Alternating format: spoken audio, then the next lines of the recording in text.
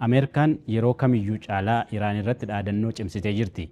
Pireezidaantiin US Doonaald Tiraamp akka haaloo dhuunfaatti fudhachuun aangawoota Iraan irra deddeebiin akeekkachiisaa jira. Meeshaaleen waraanaa Ameerikaa hedduun isaanii suuta gara Iraanitti geeffamaa jiraachuu deddeebi'ee ibsaa jira. Isaan keessaa tokko doonii waraanaa USS Abraham Lincoln jedhamudha. Waa'ee doonii waraanaa Ameerikaan ittiin nama doorsiftu kanaa seenaa isaa qabiyyee isaa viidiyoo kana keessatti isiniif dhiyeessina. Pireezidaantiin US Doonaald Tiraamp Iraan yoo hatattamaan Ameerikaa faana waliigaltee irra hin geessu ta'e haleellaa kan kanaan duraa caalaa hamaa ta'etu ishee eeggata jechuun akeekkachiiseera.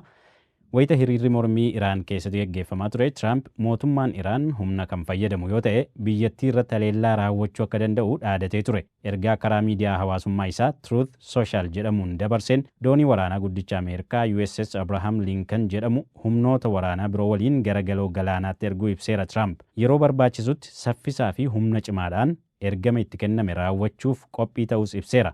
Dooniin waraanaa guddichi buufata xiyyaaraa ofirraa qabu kun yeroo torbee tokko caaluuf eessa akka ga'e yookiin teessoo isaa ibsuu baatus marsariitiin sochii xiyyaarotaa hordofuu Flight Radar 24 xiyyaarri tokko naannoo Oomaan jiraachuu hubateera. Kanarraa ka'uun dooniin kun Oomaan qaqqabuu isaa hubachuun ni danda'ama.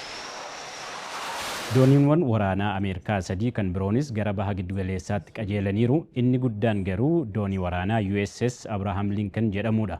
Ofii dooniin waraanaa Ameerikaan ittiin dhaadattu kun maal fa'aa of keessatti qabatee jira?